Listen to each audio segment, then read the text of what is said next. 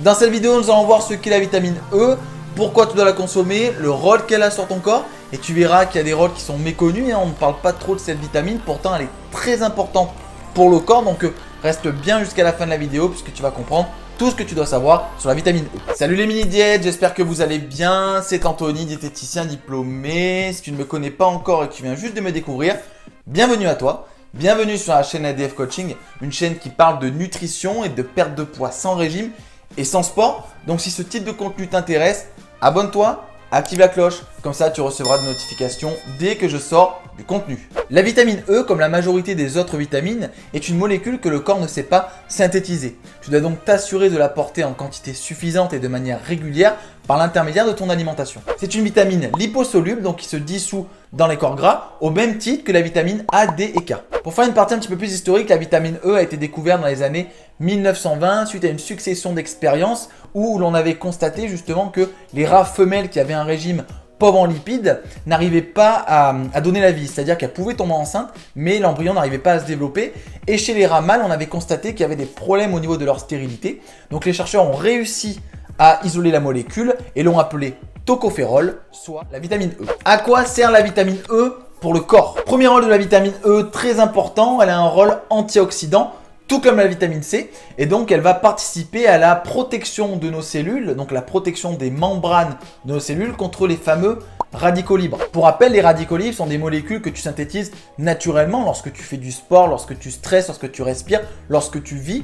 Et en fait, ces molécules vont venir attaquer tes cellules et la vitamine E va servir de bouclier, va venir protéger ta cellule. Et donc une cellule qui est protégée par des antioxydants est une cellule qui va fonctionner beaucoup plus rapidement. Donc c'est un organe qui va fonctionner beaucoup plus rapidement et donc c'est ton corps qui va fonctionner lui aussi beaucoup plus rapidement. Je me permets de te couper 10 petites secondes. Si tu souhaites perdre du poids et que tu ne sais pas par où commencer, sache que j'ai fait une formation gratuite de 5 vidéos qui va t'expliquer comment perdre du poids sans faire de sport, sans faire de régime et sans te frustrer. Donc pour y accéder, c'est très simple, tu cliques sur le lien dans la description de la vidéo, tu mets ton email et ton prénom et ensuite tu pourras bénéficier de cette formation gratuite.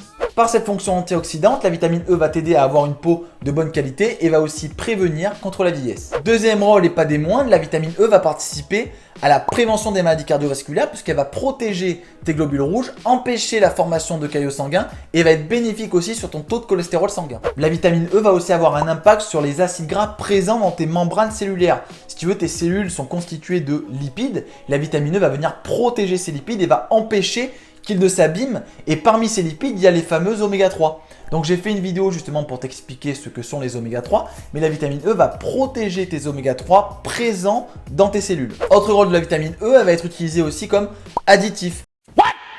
Donc on va la mettre dans les aliments pour protéger justement les aliments qui sont souvent gras et pour éviter que les acides gras ne rancissent. Comme avec les oméga 3, sauf que là ça se passera dans l'aliment. Donc quand tu vois des additifs où il y a marqué E300 quelque chose, sache que c'est de la vitamine E. Les additifs ne sont donc pas tout le temps néfastes pour la santé, mais bon, c'est pas le sujet de cette vidéo. D'après les dernières études, la vitamine E permettrait aussi de freiner l'évolution des maladies de Parkinson et des maladies comme l'Alzheimer. La vitamine E a donc de nombreux rôles importants pour le corps et bénéfiques pour ta santé et tu dois en apporter par l'alimentation. Où retrouve-t-on la vitamine E dans ton alimentation? La vitamine E est une vitamine liposoluble, donc est contenue dans les corps gras, dans les aliments qui sont gras. Donc tu vas la retrouver principalement dans tout ce qui est huile, germes de céréales et oléagineux. Quels sont les besoins en vitamine E par jour? Donc je ne vais pas te donner de chiffres précis parce que ça ne sert à rien et tu ne vas pas le retenir. Par contre, ce qu'il faut que tu saches, c'est que à partir du moment où tu consommes en quantité suffisante et régulière des matières grasses, des lipides, tu n'auras pas de carence en vitamine E. Il y a très peu de carence en vitamine E aujourd'hui. Encore faut-il que tu consommes suffisamment de lipides sur ta journée. Les graisses alimentaires, les lipides sont donc importants pour toi au même titre que les glucides, au même titre que les protéines. D'ailleurs, j'ai fait une vidéo spéciale sur les lipides, donc si tu ne l'as pas encore vue, je t'invite à aller la regarder. J'espère que la vidéo t'a plu, j'espère que tu as aimé, que tu as pu comprendre l'intérêt de cette vitamine dans ton alimentation. Donc si c'est le cas, n'hésite pas à partager la vidéo, n'hésite pas à mettre un petit j'aime, ça fait toujours plaisir. Abonne-toi si ce n'est pas encore fait. Je te mets 2 autres vidéos qui peuvent potentiellement t'intéresser. Et d'ici là, je te souhaite de passer une excellente journée et je te dis à plus tard.